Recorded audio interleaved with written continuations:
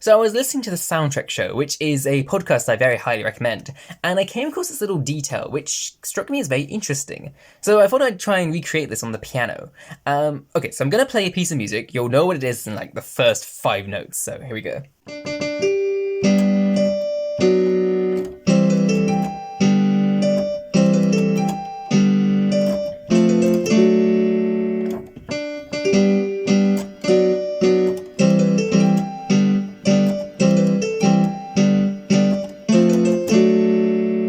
That is, of course, the opening title to the 1977 Star Wars film. And it's also the main theme of Star Wars, and also the opening title to all the other Star Wars films. Although, it's debatable whether those opening titles are because it's the main theme of those Star Wars films, or just because, it's a Star Wars film, so we're gonna have to have, the Star Wars theme. Okay, this is a completely different conversation to what we're supposed to be having. Now, this, chances are you know this theme very well. It's probably been played many, many times in your households and blah, blah, blah. But let's just breaking this down. There's a lot of chords in this, piece. You can't see them because my left hand's way over here outside the camera, but there are a lot of chords, for example,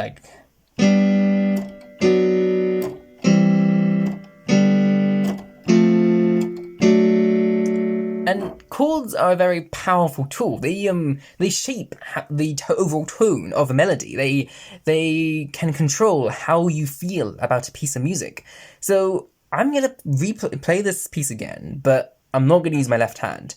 I'm just gonna play the melody, not the chords, which is quite frankly a bit easier anyway.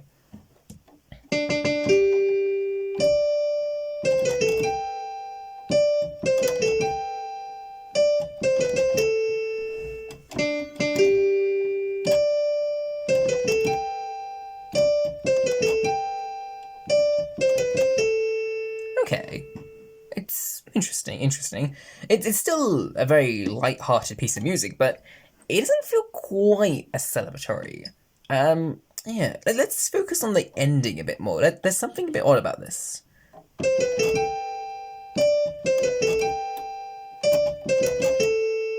Okay, interesting. What if I slow this down a bit? So I go.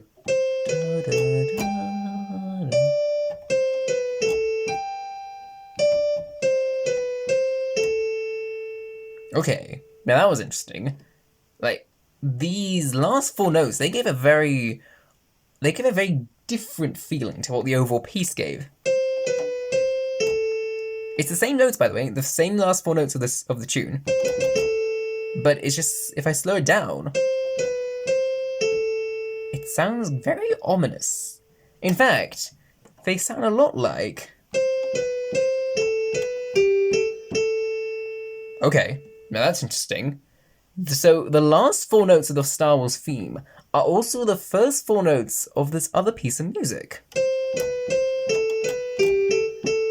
And mind you, the only difference is that I'm playing it at slightly different speeds here.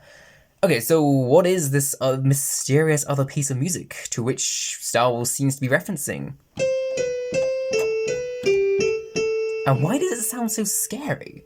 Well, this is the Dies Irae. It's a religious piece of music from about 1,000 years ago. And essentially, it's about the end of the world, when all of humanity will be brought before the Lord to be questioned about our worldly actions.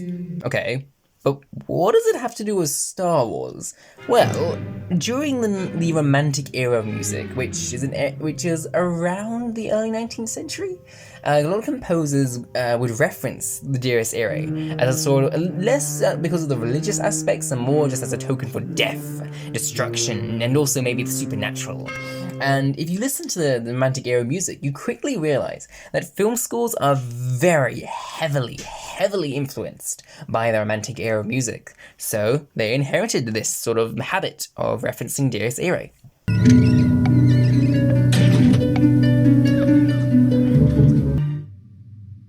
Kill him.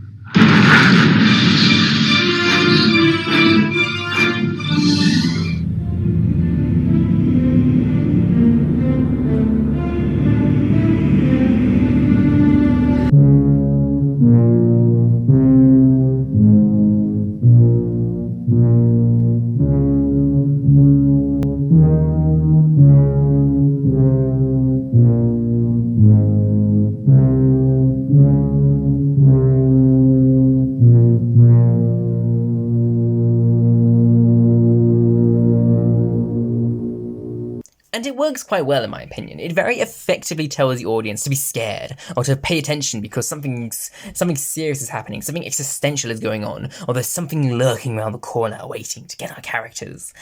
But that being said and done, why is it in Star Wars? Like, Star Wars. It's a relatively light-hearted adventure story. Okay, fine, we have some dark moments here and there, but ultimately, there's a lot of good jokes on the way, it's a lot of fun times, and the heroes overcome evil. Well, yes, but they also overcome a little bit more. You have to remember that when the composer John Williams wrote this piece of music, he didn't know how much Star Wars there was going to be. As far as he could tell, there was just going to be a standalone film. So this piece was written to sort of celebrate and encompass the story of the standalone 1977 Star Wars film. A story of how an adolescent receives a call to action, he accepts the call to action, he faces obstacles, he faces great obstacles, and he comes home victorious. He comes home victorious, having conquered the Death Star. In the first minute of this film, John Williams celebrates how Luke Skywalker is going to come and destroy the Death Star, this evil weapon of the Empire that brings chaos, destruction, and death. And that's why John Williams is a very well-respected composer. Hi. Oh, I mean, hi. How do you hand wave in the... Yeah. Oh, hi. Thank you for watching this video. Yeah, I find it really fun to break down the music from films that I like, and also break down the music from films that I don't like every now and again. I think it's also very interesting how current DS era is in our modern films. You could almost say it's eerie. But yeah, if you like this, do give a like, maybe add a comment, and consider subscribing if you so wish. And I will see you in the future.